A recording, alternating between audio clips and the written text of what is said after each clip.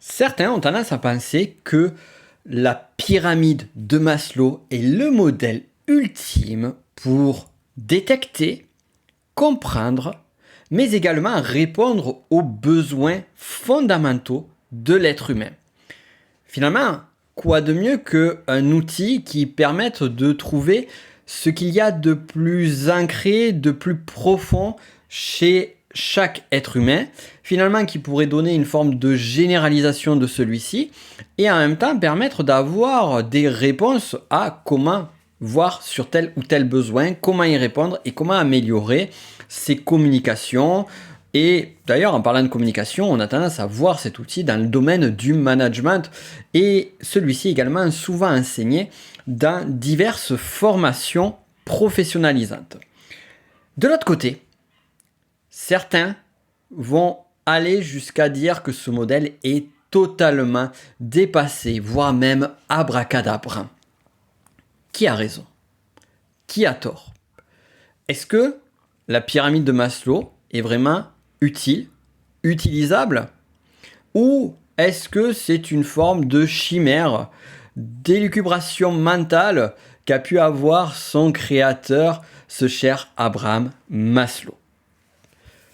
En fait, ce qu'il faut voir, c'est que c'est pas ici que va se trouver, du moins dans l'appréciation de la pyramide telle que l'on l'a aujourd'hui, c'est pas dans cette appréciation-là qu'on va pouvoir trouver les réponses. En effet, ce qui est oublié de tous, bien souvent, voire même jusqu'à la page Wikipédia de la pyramide de Maslow, qui d'ailleurs sait faire des critiques sur celle-ci, eh bien, c'est que l'analyse, l'interprétation, l'utilisation que l'on a aujourd'hui de la pyramide de Maslow, et non pas la spirale dynamique d'ailleurs, on va y revenir sur la spirale dynamique, l'utilisation de la pyramide de Maslow est totalement erronée. Et ce qui est terrible, c'est que dans, on va dire, 95% des sites, des représentations de cette pyramide que tu as probablement pu voir, voire même peut-être que tu as pu enseigner ou utiliser, eh bien, cette représentation est fausse ou, plus spécifiquement, incomplète. C'est ce que nous allons voir en détail dans ce podcast que je voulais faire cet épisode depuis bien longtemps, je te l'avais promis. Eh bien, le voici, le voilà. Et d'ailleurs, ce ne sera pas le dernier sur la pyramide de Maslow, qui est un outil juste génial, super intéressant, limité à certains points de vue, et on va voir pourquoi. Et en même temps, il nous amène une ouverture sur bien d'autres choses encore. Avant de rentrer dans les détails, bien évidemment, je te souhaite la bienvenue sur ce podcast Connaissance de soi. Je suis Nico Pen, ton hôte, et au travers de ce podcast, eh bien, nous allons découvrir toutes les merveilles cachées à l'intérieur de toi, tous ces trésors qui sont présents à l'intérieur de toi et surtout ce monde infini qui recèle finalement ton identité, ta personnalité. Bref, allez, on rentre véritablement dans le sujet en se posant déjà la première question. C'est quoi la pyramide de Maslow? D'où ça vient? Qui est-ce qui? Bref, en détail, qu'est-ce qu'il en est? Alors c'est en 1943 que l'on va avoir la première apparition de ce qui va devenir finalement plus tard la pyramide de Maslow dans un article qui s'appelle A Theory of Human Motivation. Donc c'est un article qui est réalisé par Abraham Maslow, chercheur en psychologie et également professeur à différentes universités comme la Brandeis University, le Brooklyn College et New School for Social Research et le Columbia University. Voilà. Bon, c'est pas finalement le plus important. Bon, on voit déjà qu'on a une personne qui vient d'un milieu universitaire, qui propose une théorie sur un article de recherche. Et d'ailleurs, on en vient au premier point fondamental, c'est qu'on parle d'une théorie. C'est une théorie, c'est un modèle qui vient finalement d'une réflexion, d'une analyse du cher Maslow. Alors, cette analyse, elle détermine que finalement, pour qu'un individu soit heureux, pour qu'il puisse s'accomplir, eh bien, il doit répondre à différents types de besoins. Et ce qu'a détecté Maslow, qui sera plus tard confirmé par d'autres disciplines, comme par exemple Spiral Dynamics, ou du moins qui est issu des recherches de Claire Graves et d'autres dynamiques encore, c'est que finalement, on est sur des niveaux de besoins auxquels on doit répondre. Et selon la pyramide de Maslow, on va avoir différents niveaux. On va arriver à la base de la pyramide, puis au niveau dessus, puis au niveau dessus et encore au-dessus. Et pour qu'on puisse arriver à des niveaux supérieurs, il convient de remplir à minima le niveau inférieur. Donc sur la pyramide, pour rentrer dans les détails sans rentrer dans la complexification parce qu'on est en train de partir là-dessus, on a 5 niveaux de base selon ce que l'on apprend de Maslow. Le niveau le plus fondamental de cette fameuse pyramide est lié aux besoins physiologiques. C'est-à-dire que pour justement déjà arriver à survivre, à vivre même, c'est même pas survivre, c'est vivre, on a besoin de répondre à des besoins physiologiques. Quels sont ces besoins? Eh bien, le besoin de dormir, le besoin de manger, le besoin de boire, le besoin également d'éliminer, on va dire, tout ce qui est dans notre corps, mais aussi le besoin sexuel lié à la reproduction. Donc là, on est vraiment sur des besoins très, on va dire, au niveau le plus bas, les besoins instinctifs. D'ailleurs, c'est très intéressant parce que ça nous fait un autre lien avec, d'un côté, la spirale dynamique, mais aussi avec l'énéagramme, avec les fameux instincts types que sont les instincts primaires, les instincts de survie, l'instinct sexuel et l'instinct social. On va y venir d'ailleurs sur la partie sociale. Elle n'y est pas là encore présente. Mais sur ces besoins physiologiques, on est vraiment dans de l'instinctif. Et à un moment donné, si, eh bien, et ça fait du sens, si tu as une énorme envie de faire pipi et que ça fait 1 heure que tu attends, ton premier objectif, c'est d'aller faire pipi. Et tu vas vraiment penser très fortement à ça. Et une fois que tu auras rempli ce besoin-là, tu pourras vaquer à d'autres préoccupations, on va dire, moins vitales. Une fois que ces besoins sont remplis, on a le second niveau. Le second niveau, c'est ce qu'on appelle le besoin de sécurité. Alors, le premier niveau, besoin physiologique, on pourrait l'appeler le besoin de survie. Le besoin de sécurité, c'est pas la même chose que la survie. La survie, c'est à l'instant T donné. La sécurité, c'est se sentir serein dans un futur proche, voire lointain. C'est-à-dire arriver à réduire l'anxiété en étant capable de répondre aux besoins de sécurité. Alors ça va être quoi? Ça va être avoir un toit pour dormir, ça va être avoir un bon matelas, avoir également des ressources financières qui vont permettre justement de gérer ça, avoir un environnement stable. Une personne qui est dans un lieu où il y a de la guerre, où il y a un danger en permanence, eh bien, elle ne va pas pouvoir se reposer convenablement. Et finalement, si on regarde dans les premières ères de notre humanité, on se rend compte que, en tant qu'être humain, on a rempli les besoins physiologiques et après on se regroupait très rapidement en familles qui sont devenues plus progressivement des clans et au travers de ceci, on arrivait, à part un regroupement social, à répondre à ces besoins de sécurité. Une fois que le besoin physiologique est répondu, une fois que le besoin de sécurité est répondu, on a le besoin d'appartenance. Le besoin d'appartenance, c'est le besoin d'amour. Alors là, on en vient à ce fameux instinct social. Appartenance, pourquoi? Tant que j'appartiens à une communauté, tant que j'appartiens à un groupe, je me sens en sécurité. Je me sens bien. J'ai besoin d'être inclus chez les autres. D'ailleurs, parmi les différentes peurs, il était noté que la peur de parler en public est supérieure à la peur de la mort. Et sur un sondage, une étude de sondage parmi tant d'autres. Et ça, c'est super intéressant. Parce qu'en fait, la peur de parler en public, c'est la peur de la mort sociale. Et cette peur de la mort sociale, elle est très forte parce qu'on a notre instinct grégaire, notre instinct social qui est présent. Donc on a besoin d'appartenir à un groupe parce que si on est exclu du groupe, comme par exemple on peut imaginer dans un clan où une personne se trouve victime d'ostracisme, c'est-à-dire qu'elle n'a plus le droit de rentrer dans le clan, qu'elle est repoussée, elle va se retrouver dans un milieu menaçant, seule face à la nature, seule face à tous les dangers. Et là, les risques peuvent être très forts et on redescend en spirale sur le besoin physiologique. Mais également, on a le besoin d'amour.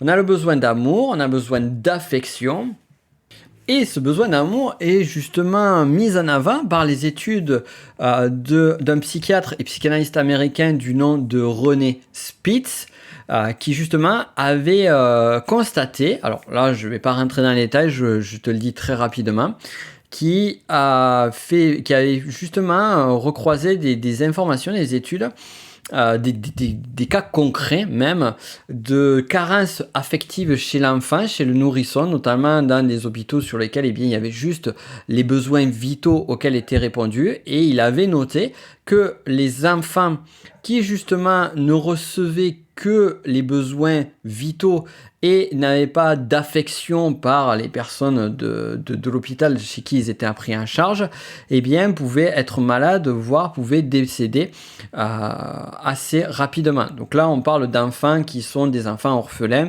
dans des cas bien particuliers. Mais c'est intéressant de voir que ce besoin d'amour, ce besoin d'affection peut être vital. Et donc, c'est le fameux 3e niveau de la pyramide de Maslow. Alors, selon Maslow, il est nécessaire de remplir un étage de la pyramide pour pouvoir aller à l'étage d'après. C'est-à-dire que tant que je n'ai pas les besoins de sécurité, les besoins physiologiques qui ne sont pas répondus, eh bien, je ne pourrai pas aller aux besoins d'appartenance et d'amour. Cependant, et ça, là, on en vient déjà à un des premiers points d'erreur qui sont faites bien souvent sur l'analyse ou l'utilisation ou la divulgation de la pyramide de Maslow, c'est qu'en fait, Maslow l'a précisé lui-même, il n'y a pas besoin de répondre à 100% aux besoins d'un niveau pour aller au niveau d'après. Et même, pour aller plus loin, donc Maslow précisait en 1987 que finalement, même l'émergence du niveau d'après, c'est-à-dire de ne pas être sur le niveau d'après, mais juste l'émergence du niveau d'après, eh bien, n'a pas besoin justement de ce fameux 100%. Et on peut voir certaines personnes, on va y revenir, par exemple Van Gogh, qui est un peintre qui, lui, était sur l'accomplissement de soi, donc qui était sur un des niveaux les plus élevés de la pyramide. Alors on va voir que là, comme je vais te dire, ça va être le niveau le plus élevé, mais tu verras que c'est pas le niveau le plus élevé. Bon, bref. Eh bien, celui-ci vivait dans une précarité très forte, avec très très peu d'argent. Donc là, on se rend compte que le besoin de sécurité, il était répondu d'une certaine manière, mais pas tant que ça. Donc voilà, on refait un récapitulatif, parce qu'on part dans tous les sens, comme d'habitude, mais c'est pour ça que tu écoutes mes podcasts, parce que justement, c'est intéressant d'aller un petit peu à côté de cela. Alors, besoin physiologique, ça c'est le premier niveau. Besoin de survie, besoin physiologique, besoin de survie. Besoin de sécurité, c'est le second niveau. Le 3e niveau, c'est le besoin d'appartenance et d'amour. Maintenant, on avait au 4e niveau, qui est le besoin d'estime. C'est-à-dire de l'estime, alors c'est dans les deux sens, estime de soi et estime. L'estime, elle est faite par soi-même. Je m'estime, je me donne de la valeur, j'ai de la valeur, je reconnais ma valeur, mais aussi les autres reconnaissent ma valeur. Les autres apprécient ma valeur. Donc, c'est là où finalement on va être sur un niveau où celui où on va rechercher par exemple le statut social, où on va rechercher l'accomplissement, où on va avoir des gamins à l'école qui vont être dans la cour de la récréation en train de jouer à un jeu et se dire qui est-ce qui est le meilleur. Alors finalement les enfants dans une cour de récréation, on peut les trouver dans le monde des adultes même jusqu'aux âges les plus avancés. Donc c'est là où finalement on se rend compte que ce besoin d'estime, il peut être présent déjà très tôt dans la phase et il est encore présent bien plus tard. Donc là, ici, on a un besoin, on se rend compte que finalement, eh bien, une fois que tout ce qui est lié à la sécurité, à la survie qui est répondu, eh bien, on va se préoccuper de est-ce que je suis aimé, besoin d'amour, est-ce que j'appartiens au groupe, besoin d'appartenance, donc les deux sont au 3e niveau, et est-ce que j'ai de la valeur, besoin numéro 4. Et c'est là où finalement ça commence un peu à, je dirais, déconner sur la pyramide de Maslow. Et c'est là où, bien évidemment, les détracteurs sont arrivés avec leurs grands sabots, et à juste titre en même temps. C'est que on peut constater que certaines personnes vont avoir le besoin d'estime plus fort que le besoin d'appartenance et d'amour.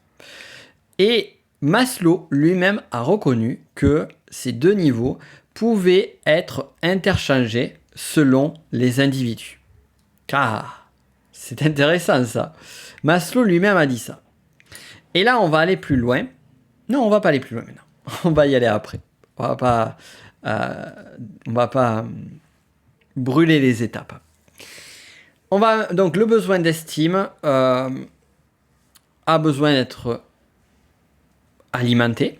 Et une fois que celui-ci est alimenté, une fois que le besoin d'appartenance et d'amour est alimenté et les précédents, on va pouvoir arriver au niveau le plus haut de soi, qui est le besoin d'accomplissement de soi.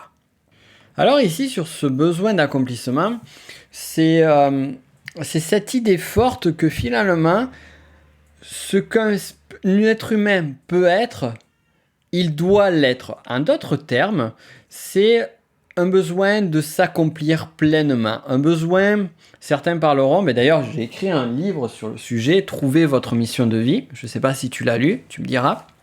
Et en fait, trouver votre mission de vie, ça va vraiment dans cette dynamique d'accomplissement de soi. C'est-à-dire, je dois trouver, ou du moins je désire chercher ma mission sur ce monde.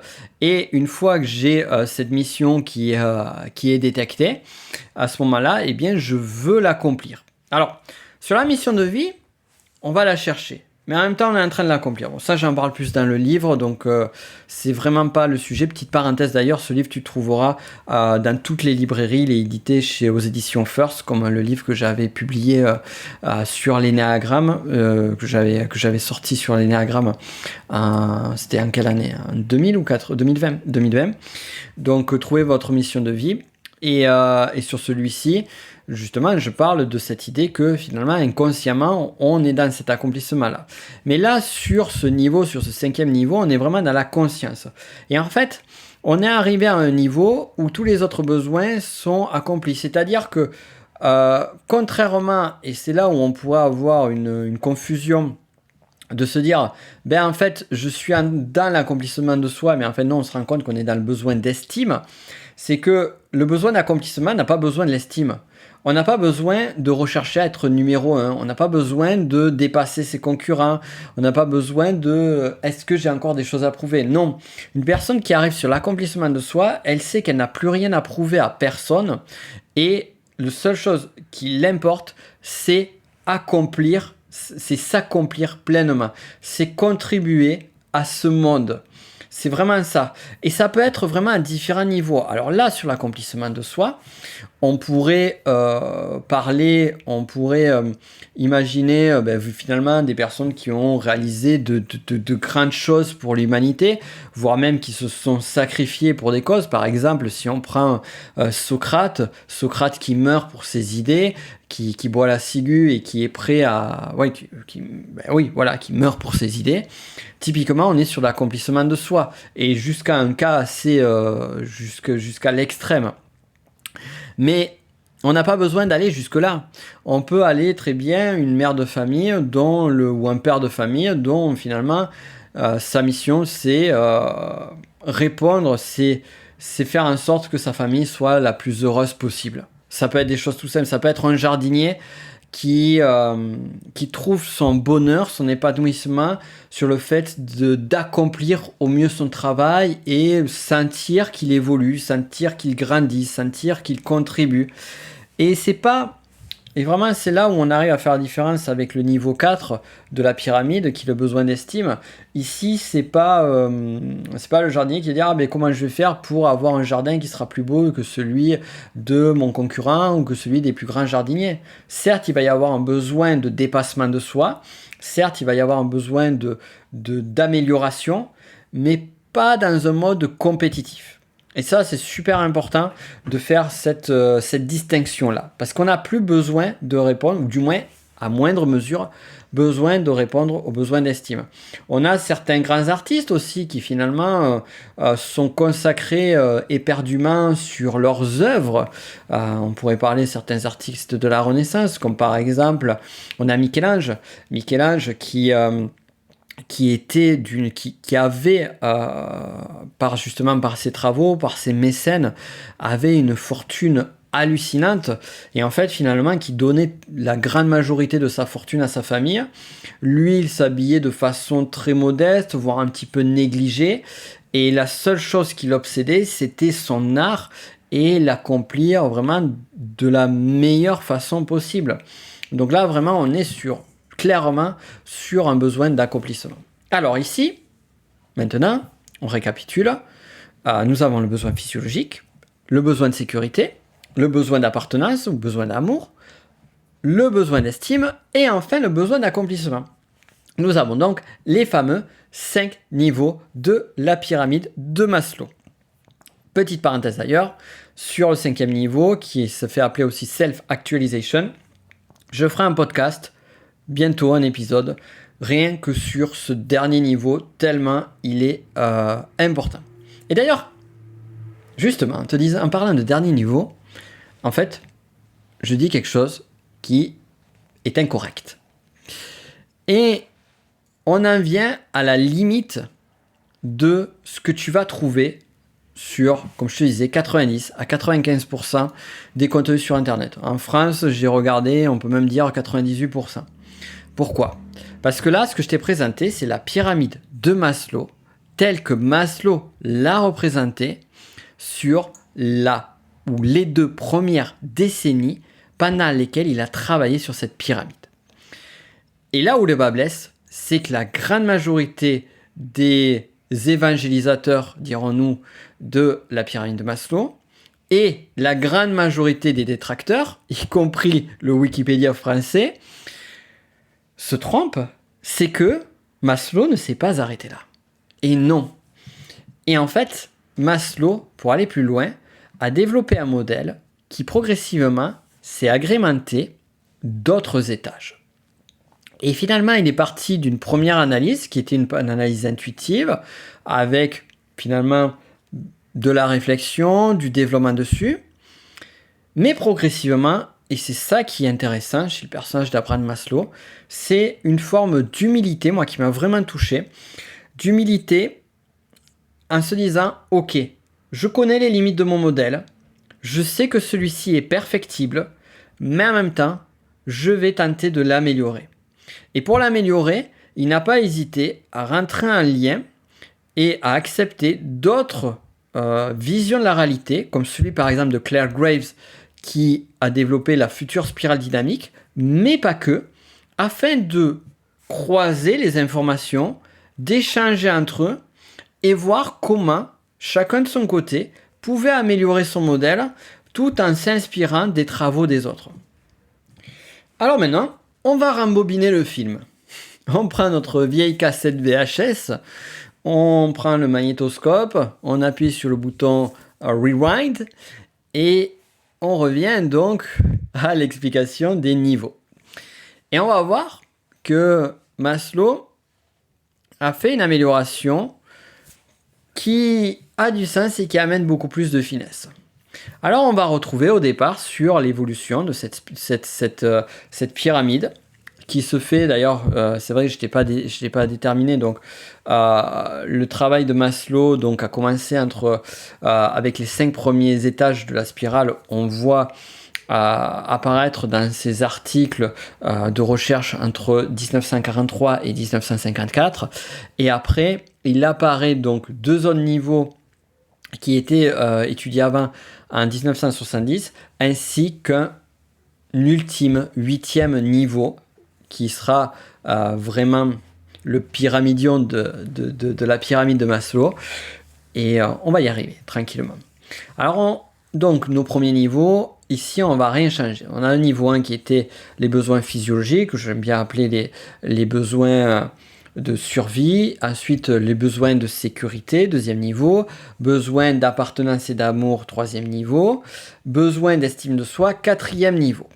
Et donc, on a nos 4 niveaux de la spirale, pardon, c'est à force de parler spirale dynamique. Voilà. Donc les 4 niveaux de notre pyramide. Et maintenant, on a un 5e niveau, donc le niveau que l'on avait avant d'accomplissement de soi, de self-actualization. Il va monter beaucoup plus haut dans la spirale. Et avant d'arriver à ce besoin d'accomplissement, eh bien, l'être humain a besoin de répondre à 2 autres niveaux intermédiaires. Le niveau suivant, qui vient juste après ce besoin d'estime, c'est le besoin cognitif. Et c'est intéressant parce que on a eu des besoins au départ qui étaient des besoins instinctifs. Donc on était sur du physiologique, sécurité, donc c'est très instinctif. Après, on a eu un besoin émotionnel, besoin d'appartenance, besoin d'amour, besoin d'estime aussi, ça reste quand même émotionnel. Et là, maintenant, on arrive sur des besoins mentaux. Et on voit qu'on est sur ces niveaux aussi de développement du cerveau de l'être humain, avec le cerveau, même si bien évidemment c'est une simplification et ces modèles sont un petit peu dépassés, mais le cerveau reptilien, qui est lié donc à la partie instinctive, le cerveau limbique, qui regorge différentes choses, mais sur lequel on peut avoir plus cet aspect émotionnel qui va être présent, et le cortex néofrontal, donc qui celui-là va plus correspondre au cognitif. Encore une fois, c'est une simplification. Mais ce qui est intéressant aussi, c'est qu'on a encore un lien ici avec l'énéagramme, avec nos fameux 3 centres qui sont le centre mental, instinctif et émotionnel. À ce stade, je fais une petite parenthèse. Pour rappel, si tu ne connais pas l'énéagramme, si tu n'es pas élève de la formation technicien énéagramme ou de la formation Votre Spirale, je t'invite vivement à regarder le premier lien qui est en description, les premiers liens, pour justement en savoir plus sur ces domaines-là, puisque finalement, l'explication, la présentation de ces domaines-là, je ne vais pas les faire sur les podcasts, tu auras les infos sur les liens sur dessous, puisqu'elles sont déjà faites. Parenthèse étant faite, donc on arrive à ce nouveau, j'ai envie de dire, 5e niveau de la pyramide de Maslow, besoin cognitif, qui est un besoin de comprendre le monde, qui est un besoin de curiosité, d'exploration, besoin de sens aussi, de prédictabilité. C'est un peu, finalement, on pourrait imaginer, à la fin du Moyen-Âge, au moment de la Renaissance, il y avait ce besoin finalement d'évolution, il y avait cette curiosité qui justement allait dans le sens des grands explorateurs, qui allait dans le sens aussi de la modernité. Et bien là, vraiment, on rentre clairement dans le besoin cognitif. Et ensuite, une fois que le besoin cognitif est répondu, il vient un 6e niveau que l'on n'aurait pas vu venir de prime abord, mais qui reste un besoin à répondre, qui est le besoin esthétique. Et ce besoin esthétique, c'est l'appréciation et la recherche de la beauté, de l'équilibre. C'est vraiment toutes ces choses-là qui vont être recherchées par le besoin esthétique. En d'autres termes, à ce stade, on a envie d'embellir sa vie. C'est vraiment ça. Et donc, on a besoin de belles images, de belles expériences, on a besoin d'apprécier finalement différentes choses. Ça peut être aussi parfois ce besoin de retour à la nature, ou ce besoin d'avoir la nature qui soit présente dans notre vie. Alors ici, pour essayer de bien comprendre ce besoin esthétique, je ferai une petite parenthèse sur les marques de luxe. Et je me rappelle, il y a quelques temps de ça, j'étais tombé sur une vidéo d'un gars sur TikTok qui posait la question pourquoi certaines personnes vont acheter des montres de luxe. Et en parlant des montres de luxe, donc, il disait, justement, une montre de luxe, c'est de leur favori, tout ça, et finalement, en fait, en conclusion, c'est plus pour se la péter vis-à-vis des autres. Alors on pourrait se dire que dès qu'il y a le mot luxe, c'est égal à valeur sociale. Et effectivement, c'est le cas. Des objets de luxe, quel que soit ce qu'on va mettre derrière le luxe, que ce soit de la nouvelle technologie, que ce soit de la joaillerie, que ce soit par exemple des maisons, des voitures. Bon, là je suis vraiment sur les grands clichés, mais on peut retrouver aussi des standards de luxe qui peuvent être présents sur des niches bien particulières, sur des besoins particuliers. Par exemple, un professionnel va utiliser un outil pour son travail et va avoir un outil qui va être là, comme on dit toujours, la Rolls-Royce de ces outils-là. D'ailleurs, c'est intéressant de voir le nom de cette marque qui est présente pour sa notion de luxe. Alors effectivement, le luxe peut venir sur le niveau 4 de la pyramide de Maslow, qui est le besoin d'estime. c'est vrai. C'est vrai pour notamment ce qu'on appelle des personnes qui ont envie donc ce qu'on appelle les nouveaux riches, mais également des personnes qui ont envie d'atteindre un statut social qu'ils n'ont pas ou auquel ils sont juste à la limite. C'est pour ça qu'on va voir justement des personnes qui sont prêtes à se ruiner pour avoir des sacs Louis Vuitton ou des BMW ou autres.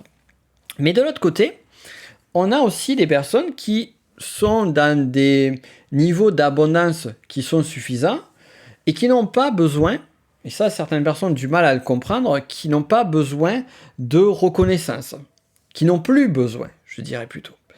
Pourtant, ils vont valoriser les expériences de luxe. Par exemple, prendre un avion, une place en business, ou justement avoir des objets de luxe. Alors, sur un avion, sur une place en business, effectivement, il y a une certaine forme de confort qui est présent. Donc là, on a le confort, on en vient aux besoins, on en vient à des besoins qui peuvent être par exemple le besoin de sécurité, mais pas que. Là, ce qui est intéressant, c'est qu'on est également sur le besoin esthétique. Je recherche des objets, je recherche des expériences qui, comme par exemple, se retrouver dans une plage à Bora Bora plutôt que se retrouver dans une plage bondée de monde dans un coin où finalement c'est pas très sexy. Ben, là, on va rechercher ce besoin esthétique parce que ça nous fait du bien. C'est ce côté esthétique. Donc là, on est dans cette partie luxe, mais on peut arriver sur des choses bien plus minimalistes, bien plus simples, comme le simple fait d'avoir un besoin ultra nécessaire d'aller en balade. Moi, je sais, par exemple, sur ce besoin-là, j'ai besoin de nourrir avec de la belle architecture, par exemple, ou des vieilles... C'est pour ça que j'adore...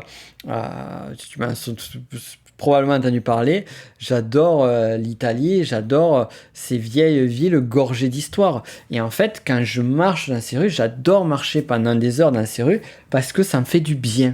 Ça me fait du bien, je me sens zen, je me sens en harmonie.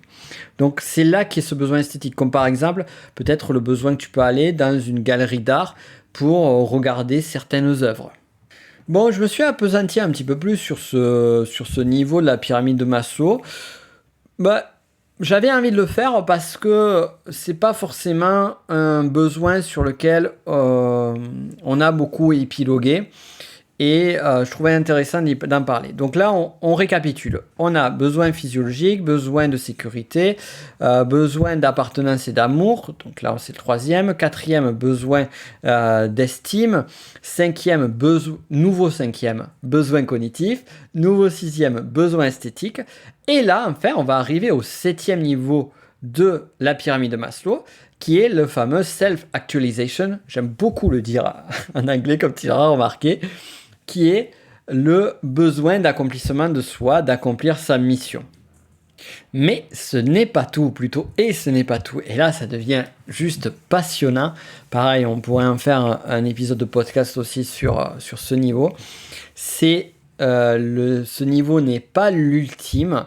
Et autre point qu'avait identifié déjà Claire Graves tardivement, pour petite parenthèse, donc Claire Graves qui est en lien avec la Spiral Dynamics, la spirale dynamique, avec les travaux avec Beck et Cowan, eh bien, Claire Graves s'était arrêtée sur son modèle spirale dynamique qui est différent de la pyramide de Maslow, mais en même temps très complémentaire. Il s'était arrêté à un niveau qui était à peu près identique. C'est-à-dire que sur ces analyses, qui étaient plus des analyses de terrain, plus des analyses d'études sur plusieurs milliers d'élèves, et même à plus loin après, eh bien, il avait identifié que le dernier niveau, le niveau le plus haut, c'était celui de la self-actualization, l'accomplissement de soi. Donc, ils étaient vraiment en corrélation, Maslow et lui, sur ce point-là.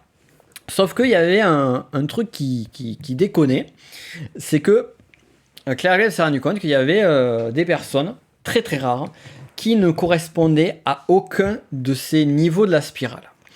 Et c'est le cas pour Maslow aussi. C'est-à-dire qu'à un moment donné, il y a un truc qui manque. Et ce truc qui manque, c'est un besoin qui est au-dessus du besoin d'accomplissement de soi. C'est le besoin de transcendance. Et ce besoin de transcendance, c'est un besoin que l'on pourrait assimiler à un besoin mystique. Alors, je sais que ce mot est parfois un petit peu connoté. Et finalement, une personne qui va rechercher, qui a un besoin de transcendance, c'est de vivre des expériences qui dépassent le soi. C'est d'être dans une recherche aussi de communion, pourrait-on dire, avec le divin, de communion avec une source, avec la source, certains diront, avec l'univers, d'autres diront. C'est en fait, c'est pas être spirituel, c'est pas ce que certains appellent l'éveil spirituel d'aujourd'hui. D'ailleurs, là aussi pareil, on pourrait en parler, ça sera un autre sujet, vraiment, l'éveil spirituel. Mais ce que la plupart des personnes, et peut-être que toi aussi tu dis, ben, je me suis éveillé spirituellement, j'ai eu mon éveil spirituel. C'est pas ce qu'on appelle l'éveil spirituel dans le sens classique du terme. C'est vraiment tout autre chose. Mais cet éveil à la spiritualité commence à, je vais plutôt l'appeler comme ça, cet éveil à la spiritualité commence à ouvrir les portes vers cette notion de transcendance. Donc je répète, on commence à ouvrir les portes vers cette notion de transcendance. La transcendance, le besoin de transcendance apparaît lorsque la personne souhaite vivre de façon intégrale et de façon intense, je dirais, ou de façon prioritaire dans sa vie, à la transcendance. C'est-à-dire que la transcendance est plus importante que tout le reste. Parce que oui, là, on en revient justement, et maintenant qu'on clôture avec le besoin de transcendance les 8 niveaux de la pyramide de Maslow, on en revient aux fondamentaux, c'est-à-dire que certes, on peut avoir des critiques sur le modèle.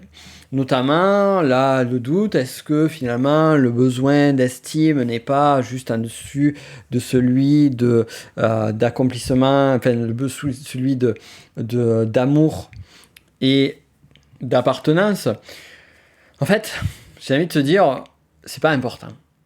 C'est pas vraiment important, et ça me fait penser à encore un autre modèle qui, pareil, pourrait être le sujet d'un autre épisode de podcast, comme quoi on en a des sujets sur lesquels on pourrait parler.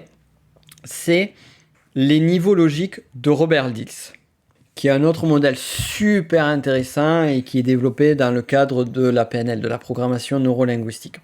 Bon, on va pas s'éparpiller encore, mais c'est bien. Écoute, je les ai notés de toute façon, hein, ces sujets, éveil spirituel, niveau logique. Tu me diras en commentaire si tu peux, donc là où tu peux, sinon sur les réseaux sociaux ou autre, s'il y a un des sujets qui t'intéresse parmi tout ceci. Et donc, pour en revenir au niveau logique, je me rappelle quand je les avais appris lors de ma formation, lorsque je me suis fait former en tant qu'enseignant en programmation neurolinguistique, notre formatrice nous disait, en fait, niveau logique, on a tendance à voir comme une forme de pyramide où il faut passer d'un étage à l'autre. Et en fait, non, on peut vraiment osciller d'un côté de l'autre, il faut vraiment voir ce modèle d'une façon dynamique. Et je dirais la même chose sur la pyramide de Maslow, c'est-à-dire que bien évidemment, il faut pouvoir répondre à un minimum sur un niveau de la pyramide pour pouvoir aller passer au niveau d'après. Si on n'a pas expérimenté à minima une bonne partie d'un niveau, ou du moins vécu de façon incarnée, une étage du niveau, comme par exemple incarner le besoin cognitif, le besoin esthétique ou le besoin d'amour, s'il est toujours en attente, eh bien ça va être compliqué d'aller chercher le besoin cognitif ou le besoin esthétique par exemple. Donc on va revenir au besoin niveau 3, le besoin d'amour. Si je n'ai jamais ressenti, expérimenté à un moment donné que ce besoin d'amour a été rempli, peut-être qu'il a été rempli sans que je me rende compte, mais si je n'ai jamais réussi à le ressentir, mais je vais toujours être dans cette course encore et encore. Et je ne peux pas arriver à véritablement expérimenter les niveaux vraiment hauts. Peut-être le besoin d'estime qui est juste au-dessus, mais alors le besoin d'accomplissement de soi, ou le besoin de transcendance, c'est tout autre chose, c'est un autre monde. Donc, il y a quand même ce besoin, finalement, de vivre un niveau, de l'avoir intégré, mais en même temps, on avance, on monte. Certes, tout le monde ne va pas arriver jusqu'au besoin de transcendance. D'ailleurs, il n'est pas nécessaire que tout le monde arrive jusqu'au besoin de transcendance, ou même au besoin d'accomplissement de soi, même si c'est quand même génial d'arriver à l'accomplissement de soi. Mais ce que j'ai envie de dire, c'est que ça reste dynamique. Et si à un moment donné, rappelle-toi, je te disais, si tu as envie de faire pipi absolument, ou si tu meurs de faim, pire, si tu t'arrives le matin, que tu viens juste de boire et que tu as eu une activité dans la journée qui a été très intense et qu'à aucun moment tu t'es retrouvé à côté d'une source d'eau ou dans la possibilité de t'arrêter pour boire de l'eau, eh bien, crois-moi que la première chose que tu vas faire en rentrant chez toi, c'est d'aller chercher la première bouteille d'eau ou d'aller chercher le premier verre pour aller t'abreuver. Et là, on se rend compte que on rentre chez soi, le premier besoin auquel on a besoin de répondre, c'est le besoin physiologique, le besoin lié à la survie. Et d'ailleurs, ça peut être même sans ça peut être la personne, peut-être que s'il faut, quand tu rentres chez toi, après être sorti, la première chose que tu vas faire, c'est aller aux toilettes. Donc on est vraiment là-dessus. Et ça va pas être, je vais rentrer chez moi, je vais aller regarder mon WhatsApp, voir si j'ai eu une discussion avec les personnes que j'aime, qui correspond plus au 3e niveau de la pyramide de Maslow. Tu vois vraiment l'idée générale derrière tout cela. C'est super passionnant tout cela, c'est d'une richesse incroyable, c'est également très lié à la spirale dynamique. Alors bonne nouvelle justement sur la spirale dynamique, j'ai enfin remis accessible les vidéos parce que là tu pouvais juste t'inscrire précédemment. J'ai enfin remis accessible les vidéos de présentation de la spirale et notamment la première vidéo que j'appelle la vidéo la plus importante à voir de l'année. Tu retrouveras les liens qui sont dans la description. Je t'invite vivement à voir ça. Surtout, ce qui va te plaire par rapport à la spirale dynamique, c'est que ce dont on a parlé ici sur la pyramide de Maslow va énormément résonner par rapport à cela. Je te laisse regarder tout ça. Si tu as aimé ce podcast, partage-le autour de toi au maximum. Ça m'aide à avancer. Ça me redonne encore plus d'énergie, de dynamisme pour faire des épisodes qui soient de qualité, qui soient profonds.